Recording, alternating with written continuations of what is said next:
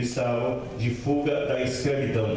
E nós, outrora, éramos escravos do mundo. Nós éramos escravos de nós mesmos. A propósito, o nosso maior inimigo não é o diabo, não é nada, nem o mundo. É, às vezes, o nosso próprio corpo, a nossa própria carne. Então, há necessidade de nós convertermos na presença do Senhor, para que nós possamos também ter esse dom, esse direito de chamar Deus de Papai, conforme diz a palavra, que significa papaizinho, ou meu paizinho querido. Então, para nós termos o direito de salvação, precisa de nós lutarmos contra nós mesmos, lutarmos para que nós sejamos limpos do pecado, pois essa foi a palavra que Deus disse a Moisés. E eu lembro ainda do profeta Isaías, que ele falou assim: olha, eu sou tão impuro, estou em lábios impuros, no meio de pessoas que têm os lábios impuros. Mas Deus usou o anjo que foi e colocou através da seta na boca dele, queimando todo o pecado, todo o mal. E assim aconteceu que ele, a partir de então, passou a ser útil ao Senhor, evangelizador e pregador da palavra. Nós estamos falando do campo ministerial, ou seja, o campo missionário. E a missão de Moisés foi de salvar aquele povo e de que aquele povo entendesse que a palavra do Senhor é essa, de salvação, mesmo estando em época de leis. E a propósito, ele mesmo escreveu os cinco primeiros livros da Bíblia.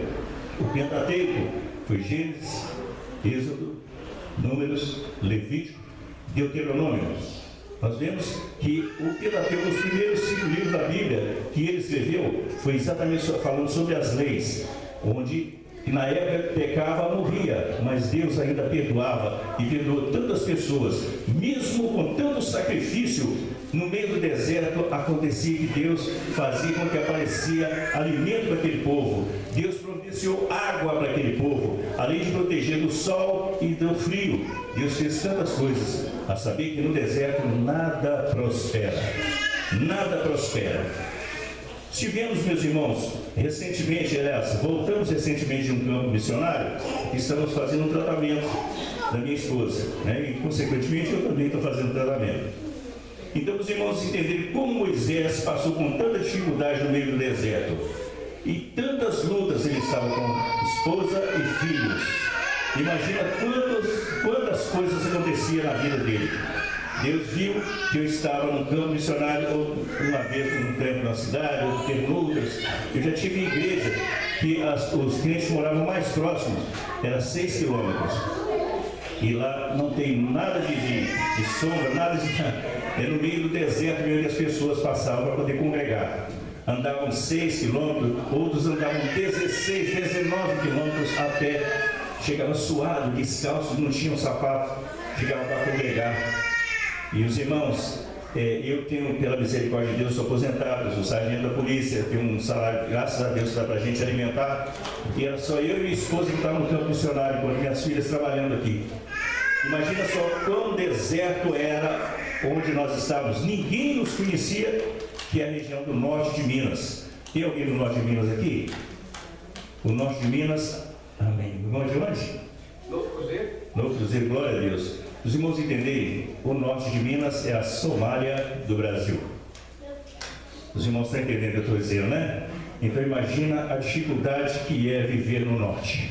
Eu tenho certeza que o irmão está muito feliz aqui e tem sempre lembrado de orar dos parentes lá no norte, né? Que difícil, é muito difícil a região do norte de Minas. É a Somália do Brasil. O irmão acabou de falar que nós temos missionários lá na África. Eles passam tantas dificuldades, principalmente riscos de morte. Tem alguns países que são pegos missionários, acendem fogueira e jogam os obreiros lá dentro com a família toda para morrer queimado. E os irmãos estão lá, na presença de Deus, buscando pregar a palavra, ensinando a palavra, e às vezes tirando do próprio bolso para alimentar pessoas que estão dentro da igreja congregando. É lógico que sempre tem pessoas dentro da igreja que podem contribuir, mas enquanto nós aqui, graças a Deus, podemos alimentar, estamos dormindo, descansando bem, graças a Deus, enquanto lá no norte de Minas muita dificuldade acontece, mas graças a Deus, como eu sempre falo, Ebenezer, até que o Senhor nos abençoe, porque nós passávamos por cada dificuldade, meus irmãos. Então era dividido tanto o nosso salário, que a gente via tanta fome, que a gente dividia a nossa finança, né? Eu não estou contando glória para os irmãos, Só quero que os irmãos entendam como foi difícil a nossa situação.